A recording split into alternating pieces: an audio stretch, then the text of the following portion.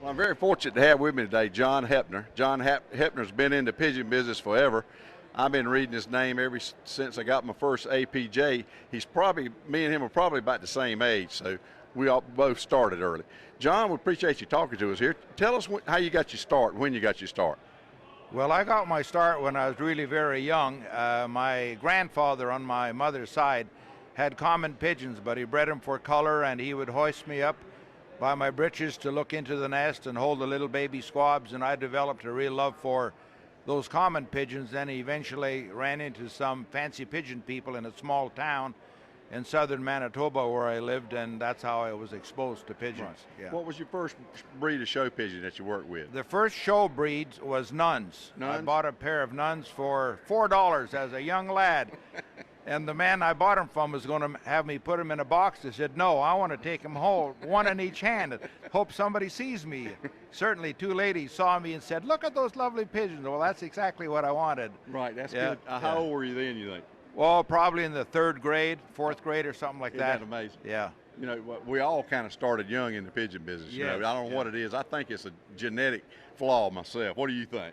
Well, you know, I've pondered that, and I actually see it as a gift from God, maybe. Right. You know, or you call it a genetic thing, but I think it's a very fortunate gift to have. Either you seem to love them or you don't really care for them, you know.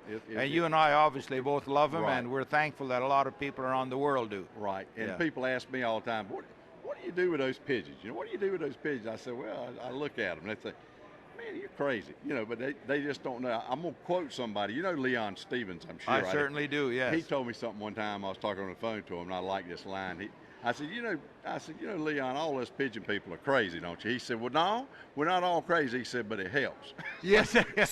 so he's right. Yeah. He's right. And another friend of mine down in South Carolina, James Turner, he said, no, I'm going to tell you. He said, Danny, I'm going to tell you the way it is. He said, well, people like us, as pigeons, just a way of life. And I think that describes it pretty good, don't you? It's definitely a way of life, but what it does for us, it really gets your mind off whatever you've been worrying about at work. Right. Or, I mean, it's like a sanctuary. When you go to your own pigeons, your loft, and you start working with them, you really just love them. It's somewhat like going fishing, you know. Right. I used to go fishing with a buddy of mine and say, we're going to talk a lot of pigeons while we're fishing.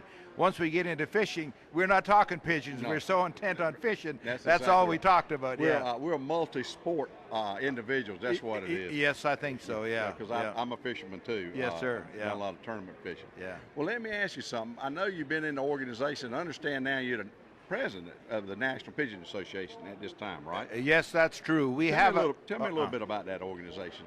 Well, it was started in 1920, so we've been in existence for quite a while. And it is kind of an umbrella organization for all the different pigeon breeders and the specialty clubs across America. We have an annual show and national convention each year. We put out an official book of standards. We sell seamless bands to all the fanciers in America. We do some research. We help people that have trouble with pigeons and ordinances and things like that. We're starting a legacy fund. We really need to do much more, and that legacy fund is going to help us raise more money. Of course, as you know, to do things, it takes a bit of money.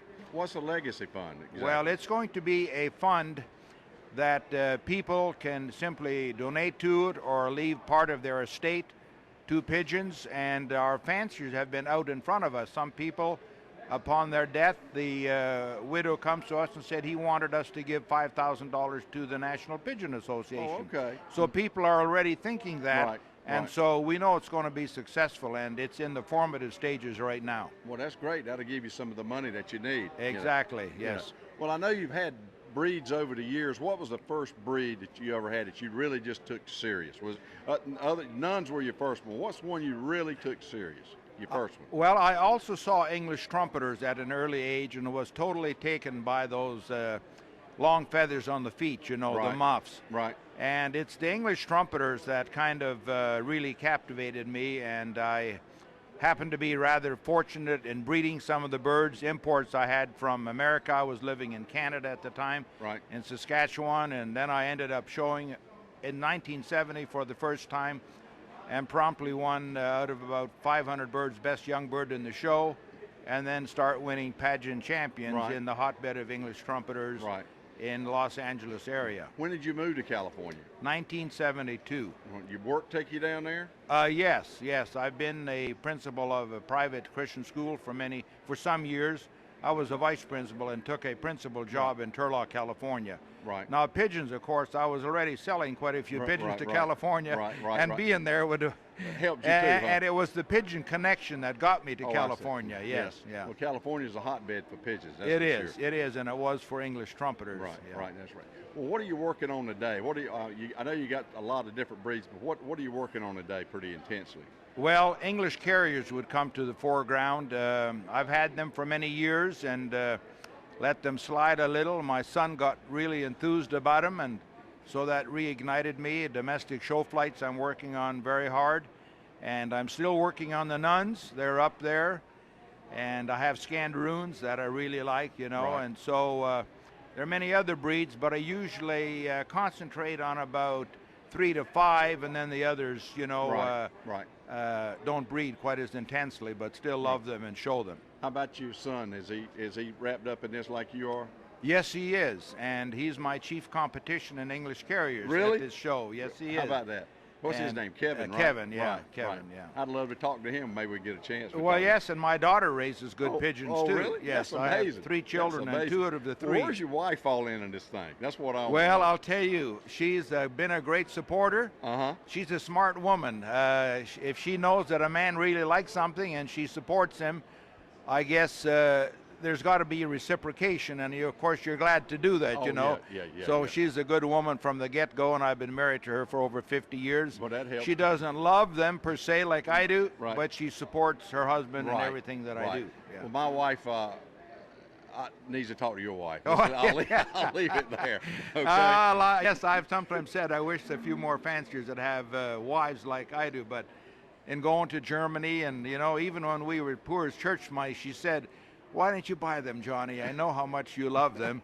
And so it was a little easier, Right. Or she'll say, "Why don't you buy them? You always seem to make a little money selling the ones you don't need, Why don't you go to Germany while you're still young, because you can still travel."